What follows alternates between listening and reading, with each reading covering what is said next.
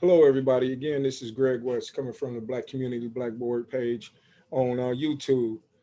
For the ones who've never been on this channel or are return viewers, we know that the narrative from the Black community has been portrayed by the mass media as we're always in handcuffs or we're always negative.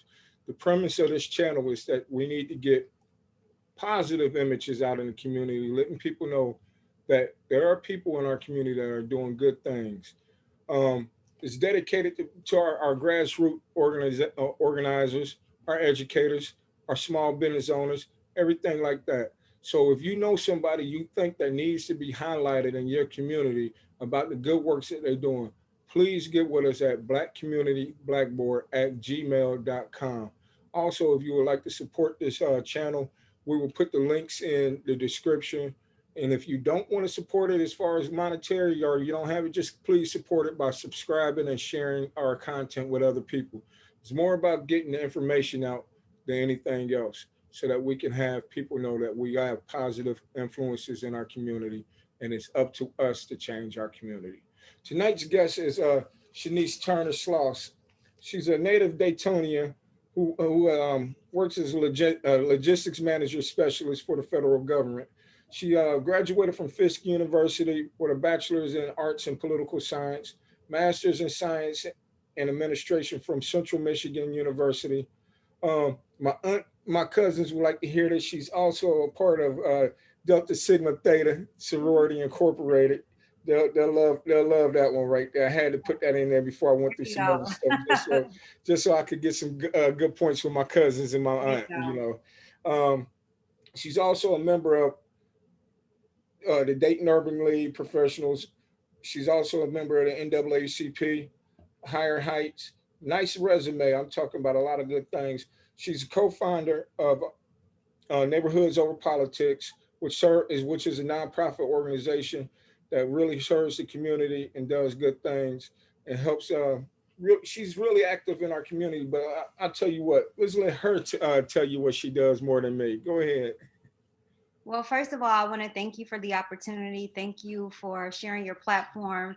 And I want to congratulate you on the work that you're doing and again, using this space to allow people such as myself, local grassroots organizers, as well as entrepreneurs, small business owners, and just people in general who have a story that they're willing to share. And I really appreciate you even having the mindset and the creativity to create this space for us to utilize to tell our stories. So thank you. And again, I commend you for your work. I Thank you. think you did a great job. So I don't really need to add anything else to it.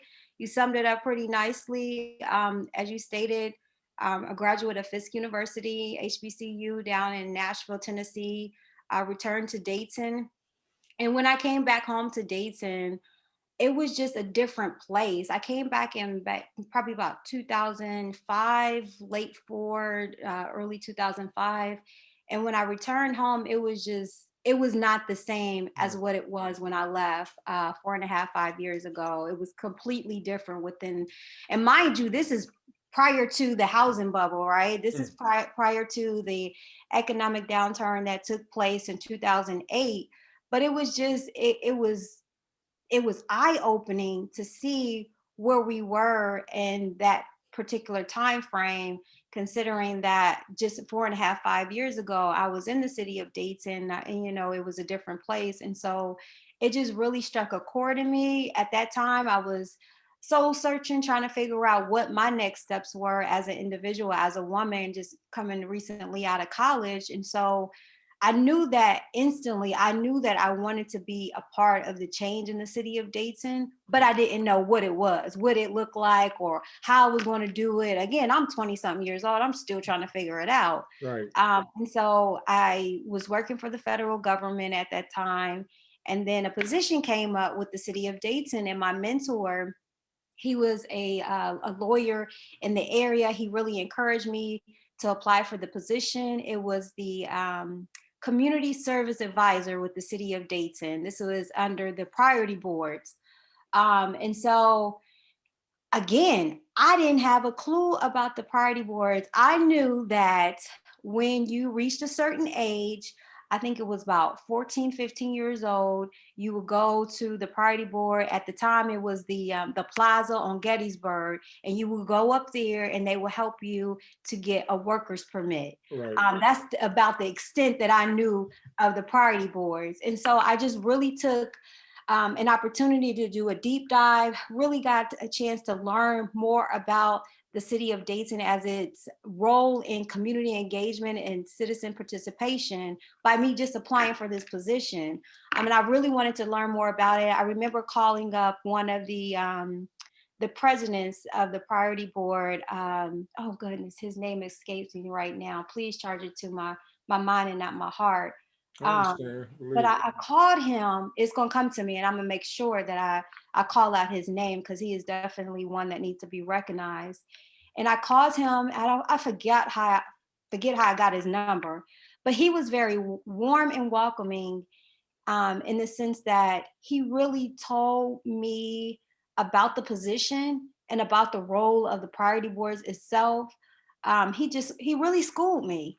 And he really just took the time, and again, it was just a simple phone call. I don't even remember how I got his number, but I called him. It was explaining to him that I was interested in a position, if he can give me a little bit more background and information about it. And so he did. He took the time and explained everything that, and how the system itself, the priority board system itself worked. He explained the history behind the priority boards and the model cities, and coming out of the riots. And from there, I was like, okay, this seems like something that I should apply for, that I'm very much so interested. Put my name in the hat. I went on the interview and I landed the job. I was shocked. I was surprised. Because at this point, I honestly was like, at a breaking point, in the sense that I didn't know if Dayton truly was the place that I needed to be coming back home from college. Mind you, as I mentioned earlier, it was so many different things that was changing in the city of Dayton. In terms of employment, wasn't the Right. same. There were hard jobs, hard to find. And then the good jobs that were available, they were hard to even to maneuver to try to even get a resume submitted or an application submitted to go through the hiring process. So long story short, I was hired with the city of Dayton, and I believe I started. I was hired in six, and I started in 2007 and seven. And when I say my experience with the city of Dayton, it was um, it was truly the training grounds. It was the training grounds for me because, yes, I studied political science Mm. at Fisk University, and we know that the history behind Fisk University and being instrumental in the civil rights movement and the sit-ins, and just all of the various leaders who have came out of Fisk University. So it was in me. This is what I learned, again, being at that institution of higher learning. But again, when I started with the city of Dayton, it was really a means for me to put all of that into play, everything that Right. I learned, and really see how the works, the functioning of government. And starting with the priority boards, I think I was in a unique position because I had the opportunity to learn about the Model Cities program, to learn about the importance of citizen engagement, and really having the citizens at the table. When you hear names like Georgia Wortham and Claude Bell and Mary Ellington, who was one of my dear friends and mentor today, you hear all these different names, Pat Rickman, and so many different people, even to Mr. Greer, and his instrumental role. And I can't forget people like Fred England, and so many different people who played a part and a role in the priority boards, and really in understanding how they were impactful to what we see, some of the development that has taken place, and how they were instrumental in making that to come into fruition. So I know I'll stop there, because I don't want to derail you from your program, and I want to make sure I answer your questions. But again, my role in starting with the priority boards as a community service advisor was more so the training grounds for me, and how I really got an opportunity to understand. I learned about, I mean, I had some very um, some insightful coworkers, Hmm. some insightful coworkers where I had an opportunity to really sit and listen at their feet. Ray Alexander, Barbara Montgomery, I mean, just a number of people, Michael Thompson, um, a number of people, Mona Jordan, who knew what the Priority Warriors stood for. They knew about the model city. So they just really poured so much into me, and it just allowed me to grow. And so then from that position, I moved on to a community development specialist. So now you're talking about the money, right? You Right. really, as Mr. Jenkins say, the money. I don't know if you know Larry Jenkins. He always say the money. So really understanding the money and how everything flows in the city of Dayton, and knowing the difference between the general funds and the state funds and the Right. federal funds, and knowing how all of these dollars are transforming and essentially moving through our city, and how we are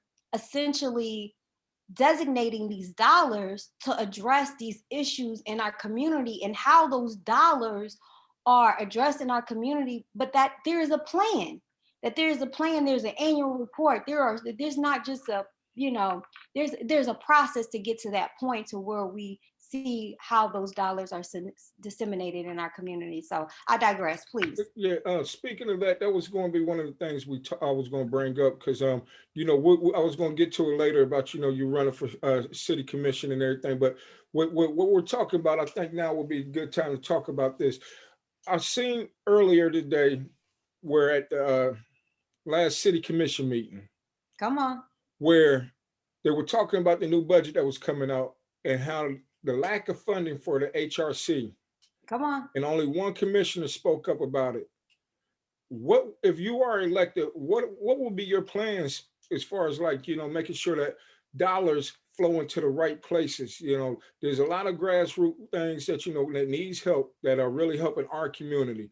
And I know that you would be the commissioner of Dayton, but also we need somebody down there who's also going to take time and effort to really make sure that our community is not being overlooked like it has been. And the HRC has been a very big program that helps a lot of minority contractors and everything like that. So, what are your thoughts about one, the budget being, shady as far as with that, and two, if you're elected commissioner, how would you go about helping programs like the HRC and other programs that are helping our community? Absolutely, great question. I'm actually glad that you brought that question up, and you brought that topic of discussion at the table right now, because I think it is an important topic that needs to be discussed. But not only that, I commend Commissioner Fairchild for stepping out and to speaking on that issue. I really do. Hmm. I think that it was high time for him to speak out and to really be heard.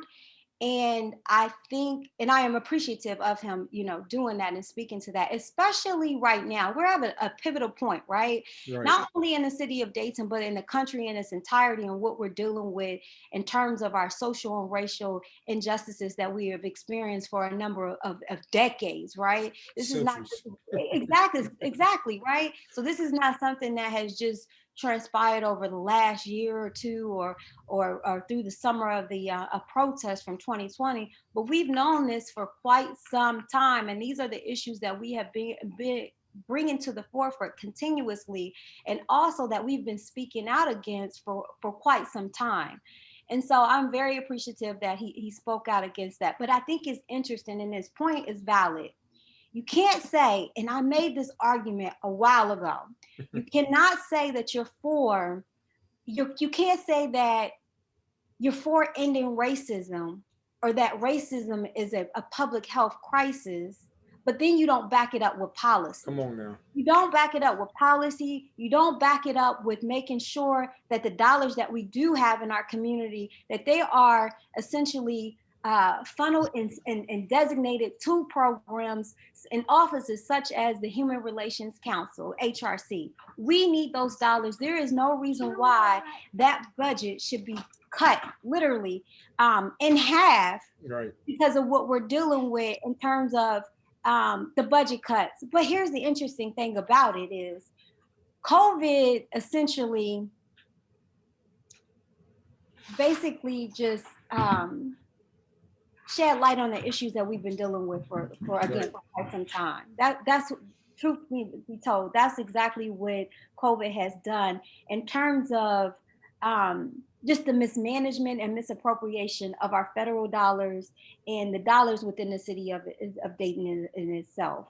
And so what COVID has done is really allowed for us the public, the community to really see and get a true glimpse of where we are standing in terms of our finances with the city of Dayton.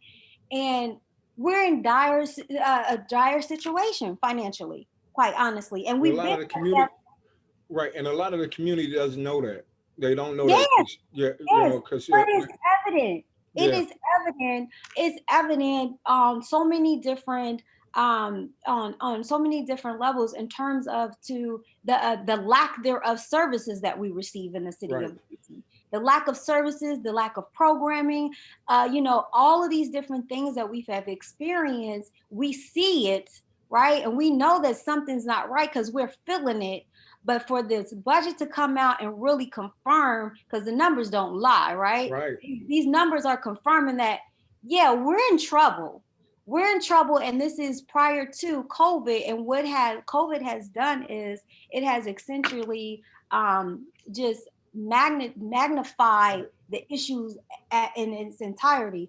So I think one of the things that we have to do is we have to prioritize. We have failed to do that with the city of Dayton's administration.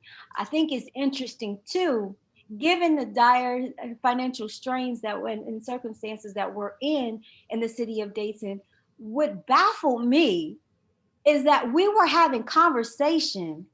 Now, I think it was a week, 2 weeks ago, but we were having conversations about a charter change in terms of increasing the mayoral position from part-time part to time to full full-time. time.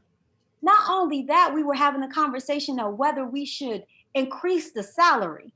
Why are we having that conversation right now, considering everything that we're under? We're still, listen, we're still trying to get over the housing collapse. We have not rebound yet. We have not rebound from 2008, from 2010. We are still lagging behind. Not to mention you hit us with the tornado, right? We had a tornado to come through our area. Then Right. you get hit with, prior to that, we lost funding. We lost federal funding. No, hold on. Let me back up even further Come on now. in terms of what we're experiencing from the cuts from the state, right? Everyone wants to blame, and this is the problem that I have with our current administration. We're not negating the fact that the state have made tremendous cuts. We're not negating that. But what we are saying is that as our elected officials, as the public representatives of this community, it is upon you in your position to make sure that we're looking outside the means to bring extra and additional dollars into the community. What does that mean? That means that we need to look at innovative, creative approaches to make sure that whatever those gaps that we're experiencing, how are we closing those gaps? That Right. means additional grants that we may be going after. That may making sure that we are prioritizing the funding that we do have. There is no reason why we should have ever been on the chopping block to lose dollars to assist our residents in the city of Dayton when it comes to home ownership or the fact of maintaining and the sustainability of decent and affordable housing. That should never happen. That should never happen under anyone's watch. And so again, we have to prioritize the dollars that we do have and make sure they are used where we are essentially using those dollars rightfully so to address the ills in our community. And we have failed to do that.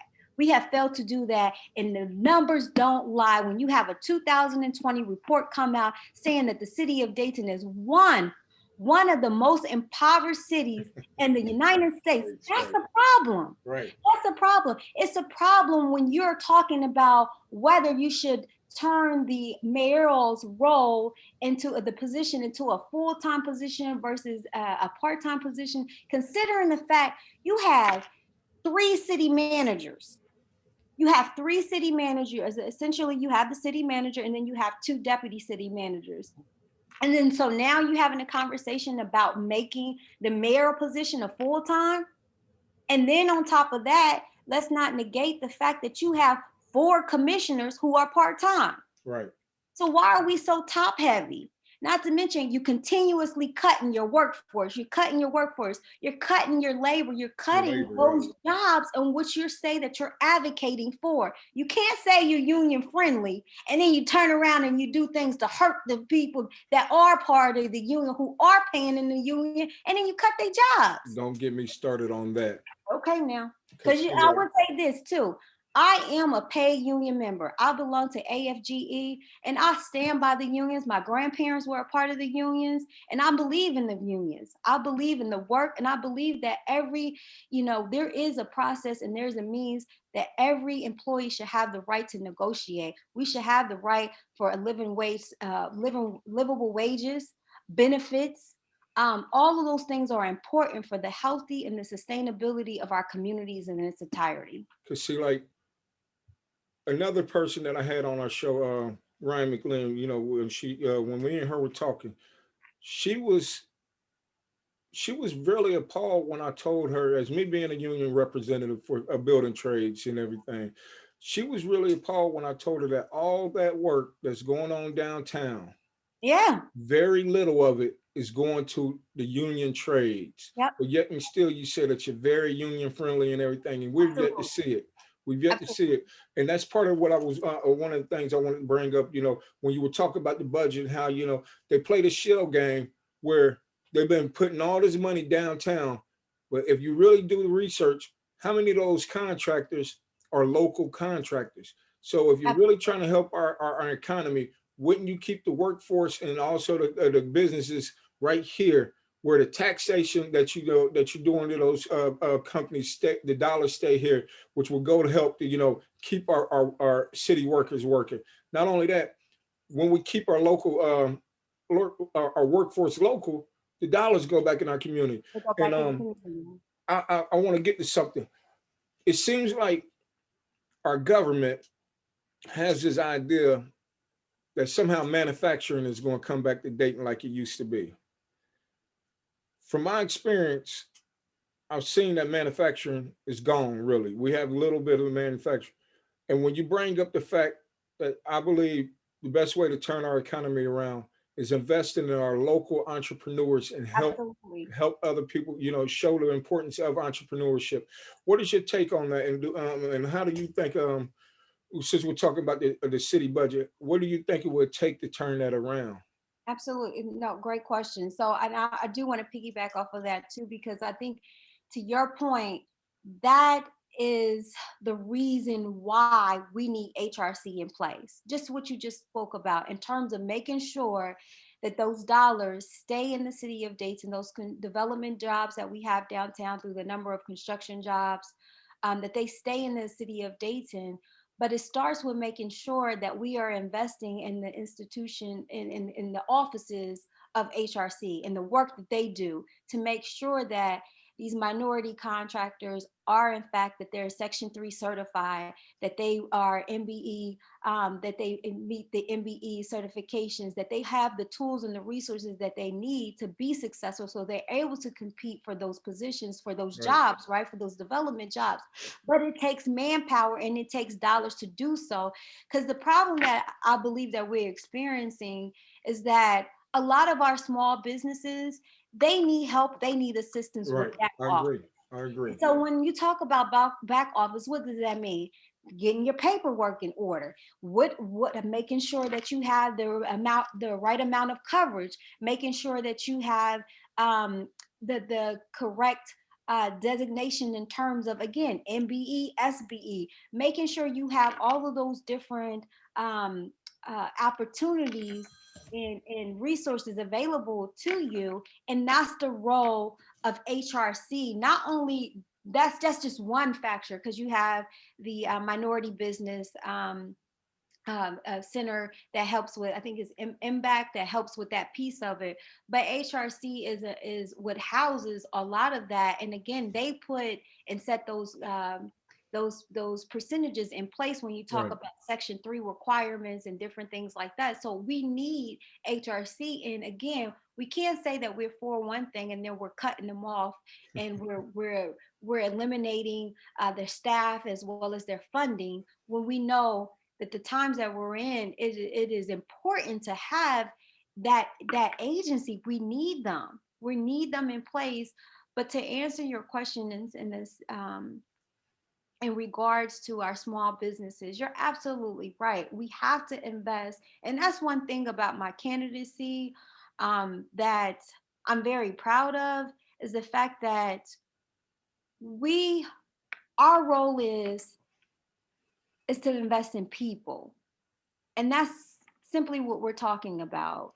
Everyone thinks that there's some magic formula or some potion that you have to create or develop to make Dayton thriving, to make it sustainable.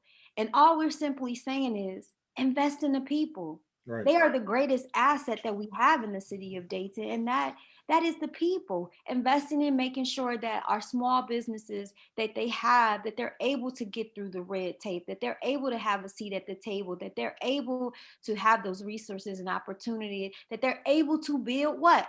They're able to build capital so they Right. can compete for those jobs. So that's the important of the role of our city government, is to provide those avenues to do so. And again, we have to make sure that we're investing in people, and that they want to not only create and grow their business in the city of Dayton, but that we also want them to live in the city of Dayton, right? We want them, we oftentimes people, they work in the city of Dayton and then they what? They drive Okay. down Salem and they get on 75, Right. or they go, up Salem and they going out to Inglewood and everywhere Clayton. else. But Yeah. how do we make sure that we have those individuals, that they see opportunity in the city of Dayton and they want to stay in the city of Dayton to grow their business, but to also to be able to live, work, and play?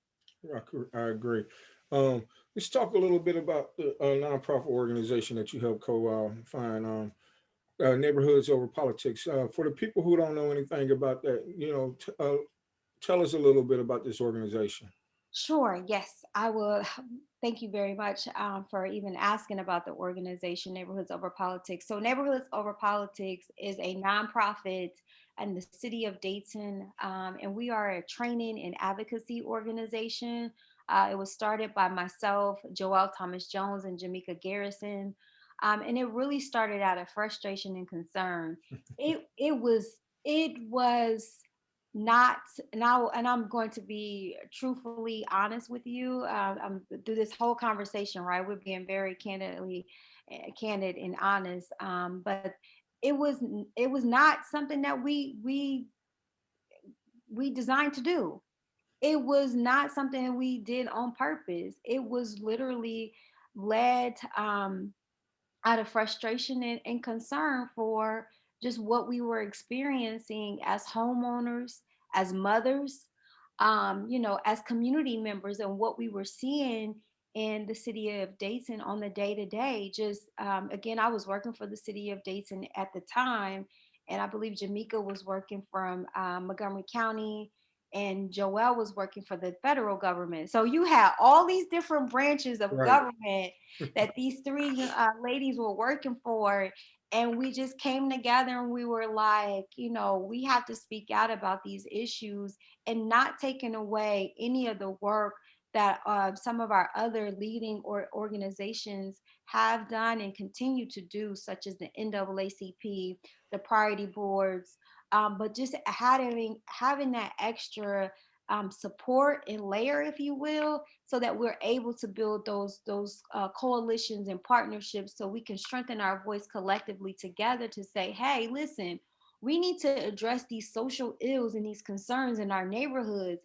And Hmm. one of the things that I speak to in regards to why, and I'm keeping the two separate in regards to why I made the conscious decision to run for office is because that one, I know from my personal experience of dealing with housing instability. I know what it feels like from going from place to place.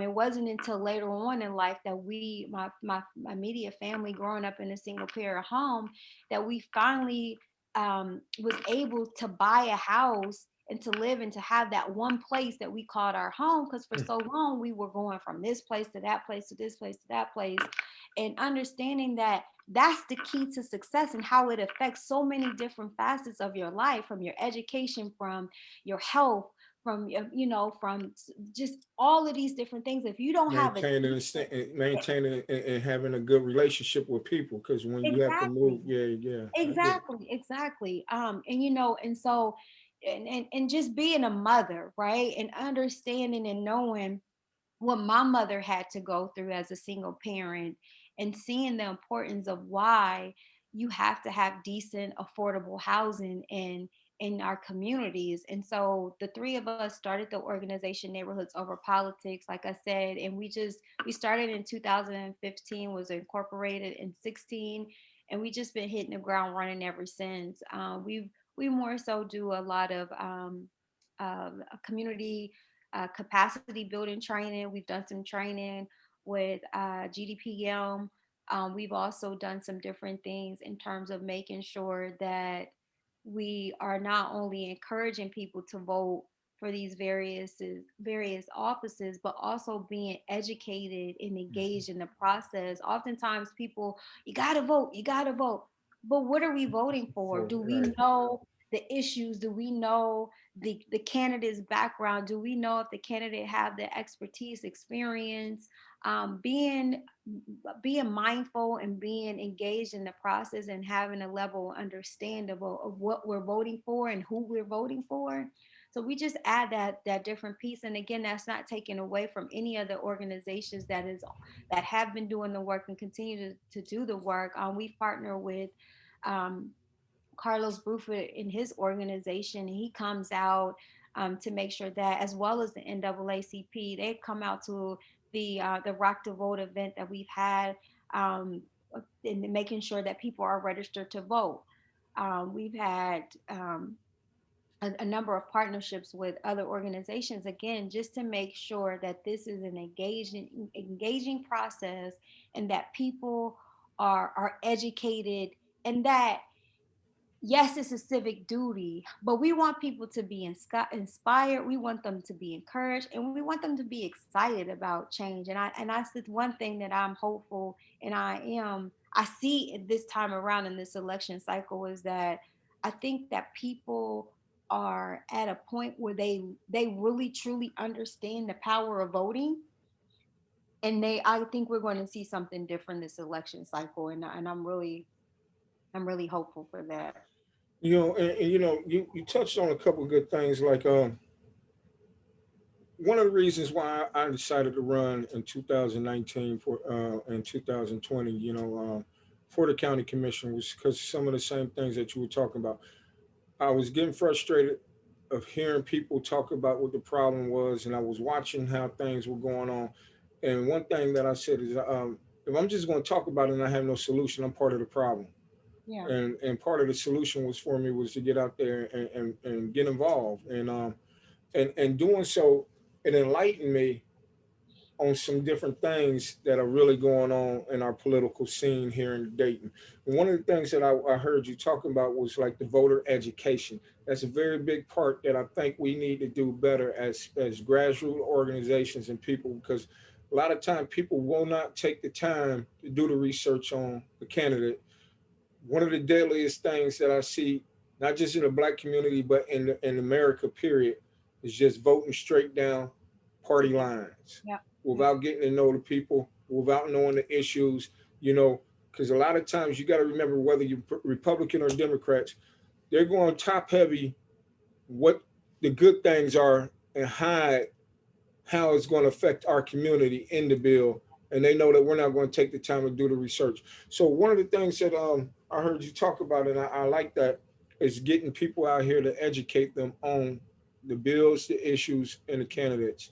If there was one way that you, like one before I go further, we're Okay. having an event next Wednesday, the 24th, where we are inviting different grassroots organizations. So I like to invite you or Joel or anybody to come in. I'll make sure that you get the information when we get For finished with sure. this, because For sure. what we're doing is we're inviting different grassroots organizations in our community as well as the black churches, so that we can get the have people come ask questions, find out what resources that you guys might offer, because there's a lot of people out here who don't understand that there's a lot of people doing good things, but the because we're not getting the good media, communication out there to them, they don't even know that these resources are even available to them, and they're missing out on things that might be able to help them. So I want to invite you for that next Wednesday night from 6:30 to 8:30, and then getting to my question, um, how would you go about if there was one way that you could see about really getting more people to understand the importance of researching candidates and issues? How would you go about doing that? A great question. So I think it's twofold. And the reason why I say that is because what COVID has taught us that, which we have known before, those who have been doing the work, such as yourself, a number of other organizations, people are trying to survive. They're trying to survive. They're trying to make sure that their needs are being met. They have a roof over their head. They're trying to make sure they have clothes on their back and food on their table. They don't have time. They honestly do not have time. And it's not because of there is a level of neglect, or there is a level of ignorance, or that they just don't care. That is not the case. A Right. lot of times people, they just, people are literally working two and three jobs. And then now, mind you, this is pre-COVID. So now you talk about what we're in right now, and you talk, and I'll take you for example in my own personal situation. Right, my husband and I, he's teaching full time. I'm working full time. We have three children. So let alone we're trying to juggle the workload of doing our day to day, job of working for the, in our various capacities. And then on top of that, you add the fact that you are a parent and you have children Right. who are in school, who are now at home, who need your attention. They need that support. So there are a number of extra layers that people are dealing with, that I think that that is one of the things. Like, this COVID situation is horrible. A number of people have lost their lives, Mm-hmm. and it is just catastrophic what we're dealing with right now in terms of the numbers, and so much grief that this deadly virus has caused on people, on this and across the world, right? Across Oh, I the know. world. Um, but I also believe that this is an opportunity for us to try to right our wrongs and to try to make things better for when we come out of COVID, for not even when we come out of COVID, but for tomorrow, right? Because we don't know how long we're going to be in this thing. But for us to really start looking at what we're dealing with. So when you have conversations like, there is a need for a livable wage, there Mm. is a need for us to have Medicare for all, there is a need for us to make sure that we all have um, uh, uh, uh, um, Wi-Fi and broadband. There is a need for internet connection. There is a need for us to have decent, affordable housing. All these different things that come into play. And what is the underlining factor in all of this, right? Policy. You have to have policy. You have to have people in place to understand that policy is important. And how do you push policy? How do you make sure that you have policy and in place to affect the changes in people's lives? You have to have the right-minded people in those positions to push that policy, to Right. address those issues, so that you can keep people engaged, so that they can make sure that they have an opportunity to be engaged in the process, so you can help alleviate some of that stress and the turmoil that they're dealing with on a day-to-day, making sure that their kids are getting a proper education, making sure that we have access to fresh foods and vegetables, making sure that we have decent, affordable housing. All these things come into play, but again, it starts with policy. And so, my point in this, we have to be intentional about who we put in office. Right. We have to be intentional about who we put in office, and not. And I would say this: yeah, sometimes we may not get it right. That don't mean you give them a second term or a third term, or you continue to give them chance and chance. We have to make sure that our demands are heard, or that they're in place, and we hold people accountable. It's not just enough for us to vote, but we also have to hold Right. people accountable and hold them responsible for what they said they was going to do and what they didn't do. And and that's one of the things that we're working on doing. Like we start. I started this program. The Black Community Blackboard, because like there's a lot of good organizations that are doing things, but we're so separated. And I'm not talking about like we're pitted against each other. We're so No. separated because there's a Well, lot going on and yeah. people don't know about it. So the premise of this whole because I started it on Facebook as a Facebook page for everybody to come in and post what they're doing. That way we would know what what neighborhoods over politics are doing on a certain day. So Felons with a Future wouldn't be doing a fundraiser that same day. That way we could give you in the community enough attention to try to help your nonprofit organization be successful and everything like that. And it grew from there. I said, okay, well, one of the things we need to do is get people together and talk about the organizations that are going on so people know that they exist. That goes back to one of the things like what we're doing next week is letting people know that these organizations exist in our community, because Absolutely. there's a lot of resources that are not being tapped on by our community because people might not know that Yeah. Yeah. that you exist. Yeah. And like I want to Absolutely. go somewhere. With you being on this ticket, and if you are voted in, how would you go about trying to? Win, win, Okay, win, win. okay. Period. When you get voted in, how would you go about attracting a major supermarket chain back into the west side of Dayton? I'm happy we do have Gym the Gym City. City Market, but if you Absolutely. look at where it's still not where that food desert really is. Right. So when you are elected, how would you go about trying to attract a major chain back into the west side of Dayton in the 45417 area code, or deep in the Absolutely. Right. 4506 Absolutely. area, 45406 area, over there by you know, where they think the answer is to send a food bus over there Yeah. with inflated prices for people who can still not really afford. I mean, let me stop. Let me not go there right now. But It's a start. It's a start. Right. yeah, So, it's a start. but no, great. I think you are hitting some very vital points in our conversation this evening. I think that in regards to, again, it goes back to what I said earlier. We have to stop thinking that the answer is to make Dayton attractive for everyone else to feel that we are worthy for them to come and invest and come save us. Right? We have to know the value of it within ourselves and know that we, the people in this community, are the assets. And so we have to make sure that, again, we're investing in the people. How do we do that? We got to invest in our neighborhoods. We got to invest in our communities.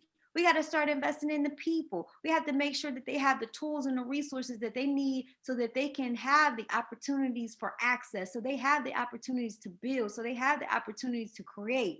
And so I believe when we start with that mind frame of investing in the people that are here, who decided to be here, or the people who can't go anywhere else, let's make them a priority. Let's make the people in this city of issue, and make them known to be the asset, the key priority that we're going to invest in. All of that will come. It will come, because what is the determining factor of, to your point, of how you get a big a big name or a big box chain to come into a community. It's the rooftops, Right. right? It's the rooftops and the income. So if we invest in the people in the city of Dayton and we're making sure that that medium income goes from 27,000 Hmm. to 28,000 to 30 something thousand into the 40s, then it will come. But we have to invest in the people and we've got away from that. And I think again, it's not even thinking about it. It's just what it is. We have to invest in the people, and we got to get people, like-minded people who believe that believe in community and that believe and understand that the people is a part of that solution. And again, it just goes back to commissioners that we had in office, such as Commissioner Dean Lovelace, Commissioner, my dear heart, my mentor, Commissioner Boosie, Adota Boosie Neal, having people like that in the trenches who are hitting the ground, who's coming up with those innovative thoughts, who's willing to work across the aisle, who's willing to work, with any and everyone to make sure that we're getting the job done, to make sure that the people in this community are thriving, that there are opportunities for them to do so. So I think that that's the first thing. We got to change our mindset and think and believing that we have to attract big businesses and all these other people. And again, it just goes back to your point of making that switch and making that investment and providing those opportunities for our small business owners and future entrepreneurs to grow their business, to know that Dayton is yet in fact the city of innovation and creation, Right. and but also that this is the place for you to be able to start that and to stay and to thrive. And yes, we want you to live in our neighborhoods. We got 65 beautiful neighborhoods, and we're willing to invest in those neighborhoods because we want to retain you. We want to keep you. We want you to be here to invest in our community. And then I believe that once we start doing that, we will see a lot of changes coming into play. But right now, what we're doing is just what you talked about. We're playing that shell game. We're, we're, Hmm. we're choking out our neighborhoods. We're choking them out. We're starving them to depletion. And then we're pouring all our resources downtown with the understanding that, okay, we keep pulling all the resources from our neighborhoods, and we keep flooding it downtown, that eventually that it's going to spill up. And to me, I'm gonna tell you this, that ain't nothing but the trickle down effect. And And what we know, that has not worked since Reagan come first on admitted now. it. Come on now. So why do we think it's gonna work? Why do we think it's gonna work on the local level? Well, because they believe like okay, that was part of their plan to start the gentrification, of our city. If you really notice, Lower Dayton View is in trouble. Hmm. It really is, because but it started with downtown. Look at the prices to live downtown where they've invested all that money. Who can Who really can afford that? afford to live Who can there? really afford that? So what they did is, they opened it up to try to attract the people to come back in from the suburbs to come down here. But why would you come back and live there? There's a lot of empty housing down there because who's going to come to live down there? And there's no job. Their jobs are still in the suburbs and stuff like that. So one of the Yep, things that I think that we should have done as an administrator, as a city, is bring back work, bring jobs back in here yep, before we try to, and don't get me started. Like you said, there's 65 neighborhoods, but where's most of our funding been going to? Downtown, yep. fixing that up. And like you said, it's been choking out our other neighborhoods. So what is your plan to help these other 65 neighborhoods when you get elected? I think one of the things that I want to do and that I will do, again, my number one priority is, and I have not, and nor I will not deviate from the fact that I believe in investing in our neighborhoods, and investing in our neighborhoods is investing in our people and our residents. And so, what does that look like? Making sure that we have low interest loans available, making sure that we have grants available. There, for the life of me, I did not understand. It hurt me to my core why we got rid of the lot links program. Now, mind you, granted, now I worked with the city of Dayton when the program first came on board, and I remember there were some kinks and bugs and things but that's with anything, right? So you work through those kinks and bugs and you improve it, you make it better. But one of the things and the problem that I have with the program shifting over to the Montgomery County Treasurer's Office depository program, is that what it did was it eliminated Black and Brown communities and eliminated those who live in those marginalized communities from having the opportunity to build wealth. Hmm. Number one way to build wealth is through what? Home Home ownership. ownership. And so when you take programs such as the Lot Links program or the REAP program away, you essentially you eliminate any opportunities for them to gain access and to build wealth. You eliminate those opportunities. And again, you say racism is a public health crisis. Then you Right. take it away. You take away programs to eliminate and to close those gaps.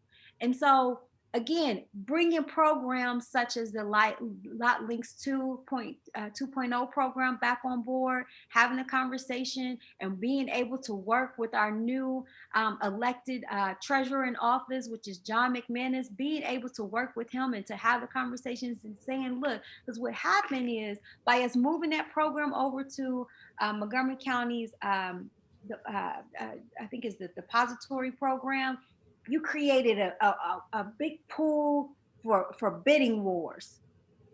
You created a pool for bidding wars. So the average person who may have literally saved up 25 to $5,000 so that they're able to reap the property adjacent to them, or they're able to reap a property in a tipping point neighborhood, they're now eliminated from even having that opportunity, because now you don't open up the floodgates for out of town investors with a pocket or a briefcase full of cash who have the means to be able to compete in those bid wars. They have the cash flow. So again, we have to make sure that we have opportunities for a number of people to be able to build, for them to have opportunities and access, to really start increasing and closing that wealth gap. And you would have thought that, we would have learned after the housing bubble about, opening up those floodgates for out of town investors to come. And, because Absolutely. like most of the properties now that are vacant are owned by who?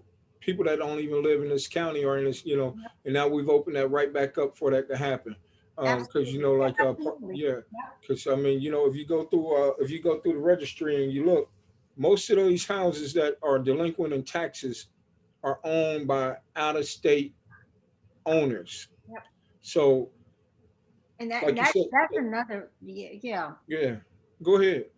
I think that's another issue that we are dealing with in the city of Dayton, and I don't think no one has been successful in solving that issue. But we have to have legislation with teeth, and what I mean by that is we have to have policy in place that eliminates out of town investors to come into our community to gobble up our properties and to gobble up all of these the vacant structures and lots and whatever have you, and to sit on them and to hide behind LLCs. So when it comes down to collecting that tax base, or collecting those fees because of high grass cost, or because of any code violations, we can't find them because they hiding behind this LLC. So again, we have to be able to create policy so that we can eliminate those issues. And it speaks to your point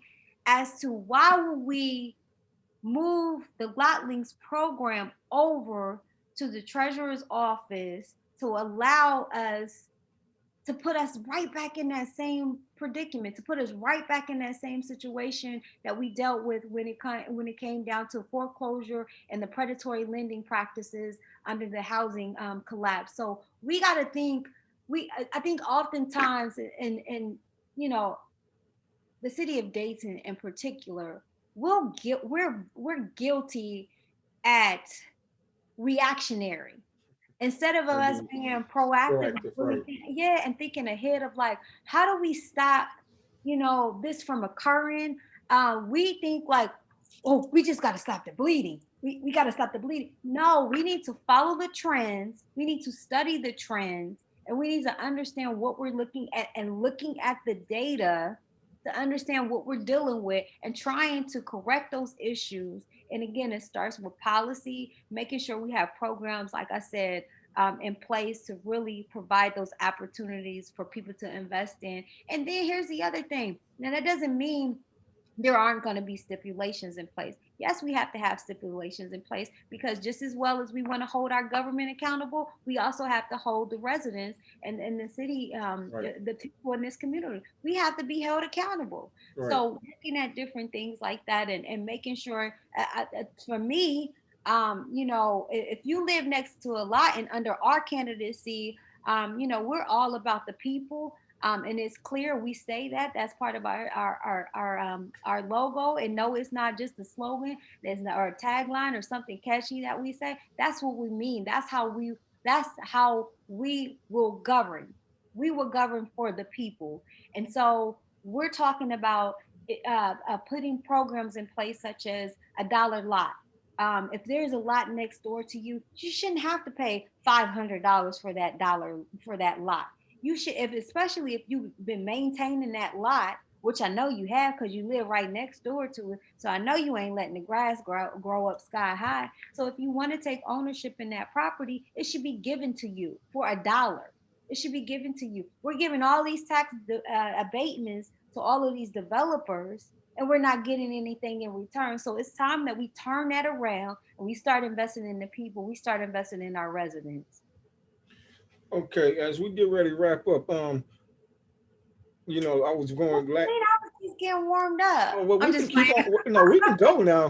But I know I'm you just got. I know you playing. got. Yeah, I know you got those three children running around. That's why I don't bother your husband as much as I want to. Because he's on my board as far as like with felons with a future. Yes, Yeah, but I don't bother him as much because I understand. Like you said, you got those children at home. He has his career and everything.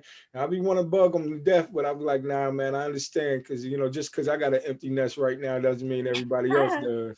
It's Yes. good that. Now he'll appreciate it though. He enjoys the work. So Yeah, it was good that I do need to catch up with them because we started classes 2 weeks ago. We've been doing it virtually because there's been some things going on, but it's really important that going back to what we're talking about the entrepreneurship and taking chances and teaching people who have come home from checkered past and teaching them how to become entrepreneurs. I believe that is one of the things that is really going to help our community. I can't stress entrepreneurship so as much. That's one of the reasons why I have this passion for entrepreneurs. I believe that's what's going to turn our community around. So, absolutely, and being successful at it. Like right, anybody can start a business. right, but How teaching do you? them, But teaching you and learning new means and new skill set on being a successful entrepreneur and growing that business where you're able to create jobs and you're able to be a long-standing a pillar in the community in regards to building and growing your business. So again, we got to make sure that we're investing in those tools and those resources. And we do have the Entrepreneur Center. right. I will not take that away. That it has been a great a tool in the I agree. community. But we also need to make sure that we have programs around to assist and provide those means to do so. So And like what I've learned, and I know that you probably agree with this. It all comes back down to partnerships. Who are you partnering with? And because one thing that we have to get out of the stigma of in the Black community, I got to do it all on my own. That if I reach out for help, I'm weak and everything like that. no, But not as at we all. right, that there's strength in numbers, and that's the thing that we need to help keep reiterating to our community that the more partnerships you have, the more successful you will become. You know, and one thing I believe in, same way that our European brothers do. I ain't gotta like you to do business with you, and we have to help ourselves to grow out of that mindset to start doing that in our community. That way we can grow. But Yeah. let's get to for our last few minutes. Let's Okay. get down to it. What what's on the horizon for you? Well, even we've already touched on it Yeah, about touched you. on that. Yeah, Yes. but Yes. let's go So ahead. Let's go ahead and get it out there. okay, yes, thank you. So we are we're continuing to grow neighborhoods over politics. We're doing some great work with neighborhoods over politics. We have some things that's on the horizon. I'm very excited about. We have a board of intellects, people who are dedicated and committed to the work. I'm very appreciative of the board that we have in place. They're getting in, they're doing the work, and again, we're just continuing to grow neighborhoods over politics. And right now, we haven't had the opportunity to, of course, meet in person because of COVID and where we are. Um, but you can visit neighborhoods over politics anytime. It's neighborhoods over politics.org. Again, that's neighborhoods over politics with an S.org. You can visit anytime. Our Facebook, Twitter, we have all of those different social media outlets. We're very active on our social media platforms. I will say this. Um, this year, 2020, 2021, in September the 25th, we're doing something exciting this year for our Rock the Vote event. We have a think tank that will take place prior to the Rock the Vote event.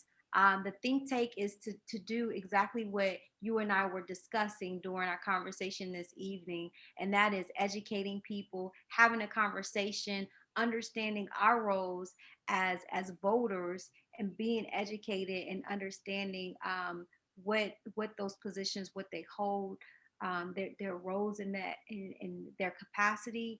And so I'm very excited about the think tank that will be coming up, and we'll definitely reach out to you and get you involved in that. But we'll have a panel discussion, breakout sessions. There will be a light lunch.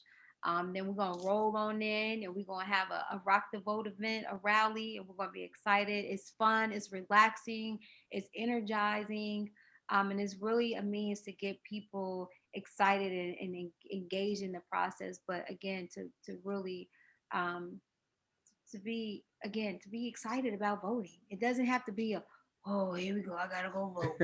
Yeah. It's like, no, I know who I'm voting for. I know my candidate, or I did hear such and such speak, and I or just being able to be engaged in the process. And so that's what we're really excited about. And then I take my nonprofit hat on and move on over to the political There side. we go. So I am running for Dayton City Commission this election cycle, and I would say this. I think the it ain't even in thinking about it. I hold true to this. I know this for a fact. I feel like there is a different energy. I don't feel like I'm alone. I feel like so many people in the city of Dayton, they are yearning for change. They are yearning for something different. They want something to be excited about. And we're going to give them just that. Our candidacy, what we're talking about, what we're doing this election cycle is it's engaging, it's empowering. I'm really happy with the team that we have. I'm happy with the support that we've received thus far. And I really believe that the time is right. The time is right on so many levels. Just what we've experienced in the city of Dayton from the last couple of years, on top of the summer of protests in 2020, and then you have COVID, and it's just been different things that we've been hit, and the trauma that our Mm, community has experienced mm, over the last couple of years. This election cycle, I think, is going to bring people a sense of it's an opportunity to restore and to rebuild that hope, and to rebuild that promise, that to say that you know um, all is not lost. mm. All is not lost, and we're going to rebuild, and we're going to restore that hope, and we're going to get out here, we're going to do the work, and we're not just going to be a bunch of broken, empty promises, but we're going to do what we say we're going to do, and we're going to do it, and we're going to do it well, right? We're going to Right. make sure that we're able to grow those businesses. We're going to make sure that we're making Dayton attractive for the people that live here. We're making it attractive for the people that are here, so that we can keep and retain our talent and keep the people here. So I'm really excited about our candidacy. Like I said, if you want to be involved in the campaign, Please check us out on our Facebook page, Shenise Turner Sloss for Dayton City Commission. You can also check out our website, SheniseForDayton.com. Again, that's Shenise for Dayton, Shenise for FOR Dayton, DAYTON.com. You can check us out there. We're on all of the social media outlets. And again, we want to hear from you. We don't have all the answers. And I'm happy to say that we have a show. You got to come on our show. It's called Like It Is Dayton. We're going to be talking about different issues, talking about different things. I'm not claiming to have all the answers. That's right. That's not what I'm saying, by no means. What I'm saying is that I want to work for the people in this community. I want to do the job and I want to do it well. I want the people in the city of Dayton to know that City Hall is their house, That's is right. their place. And if they have any issues or any concerns, the doors are open. What is it that we need to make sure that we have more grocery stores, or we need funding in our communities to make sure that we are giving the small businesses opportunities, or we need low interest loans to help us rebuild our neighborhoods? And if that's what the people say that they wanted, then that's what we're going to do. We're going to do what we're supposed to do as the next Dayton City Commissioner to make sure that happens. And so we got to stop figuring, and it would keep this ideal that um, the the that uh, the commissioners, or that uh, the commissioners, we work for the commissioners. No, no, no, no. The commissioners work for us. It's the Yes. other way around. Not to It's the mention, service. and having an understanding of how our government works. In our first show, again, Like It Is Dayton, it will be airing soon. It talks just about that, and I know we're going to wrap up, but it talks about understanding the mechanics of our local government, because that's, again, that's part of the piece that is missing. We got to really understand how our structural government works, especially here in the local community in the city of Dayton, understanding that we have a city manager form of government and how that really works and how that impacts our lives in our day to day. Right. So thank you so much for the opportunity. I appreciate it. Thank you. And make sure when you guys have your first show that you go on our Facebook page, Black Community Blackboard, share it out there. That way we can get the word out and everything. Again, Absolutely. Thank you. again, I'd like to thank you for coming on. It's been a very informative conversation. I hope our listeners and our viewers get something out of it. And the last thing I'm going to say, getting out of here before make sure that you go on at SheniseForDayton.com. Get involved. If like, from what I know about my when I ran for office, it costs money Yep. to run a campaign. Thank And you if you very don't much. have the money, you can still do some footwork. Yep. There's doors that need to be knocked on. There's going to be flyers that need to be passed out. I know it's the dead of winter, but it's going to warm up. Yep. It ain't going to stay cold forever. Yeah. The primary isn't until May the 4th. So you Yeah. can get involved and help knock on some doors, get out there and just do your work if you want to help to make a change in Dayton. You know, Absolutely. we have to get down to it. Again, And I'd like to thank you for coming out here tonight. You yes, know, uh, absolutely. Go ahead. You had something else you wanted to say? I just want to say this one last point. I think this is important to mention, is that we have not had an African American woman commissioner in over 20 years, and it's high Hmm. time. And so, what I'm saying is that I want to be the second African American woman commissioner, and I need your help to do it. So, I'm asking people to be intentional this election cycle. My dedication is there. I'm committed to the city of Dayton and the residents in this community. We're gonna make it work, and we want to work for the people of Dayton. So thank you so much. I really I appreciate it. understand because my goal is to be the first African American male There you go. county commissioner. Yep, Because we've never had a black male commissioner in Montgomery County, that's and right. it's high time that we do. So I understand about want to do that.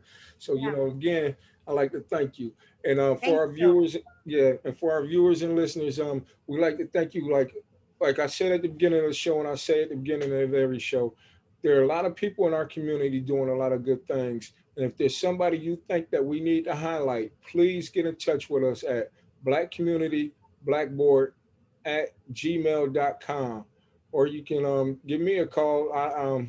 We're on Facebook, and you give me a call on Facebook Messenger, or leave us a message on Facebook Messenger. Send us a friend request. We will take it And please like this video if you like it, or just subscribe to our channel and pass out the word, get the word out there, get other people that way we can keep creating the narrative in our own neighborhood, in our own communities also. And if you would like to support this, the links will be in the description as far as like how to donate. If you don't have the money to give, just keep supporting it by subscribing and passing the word out.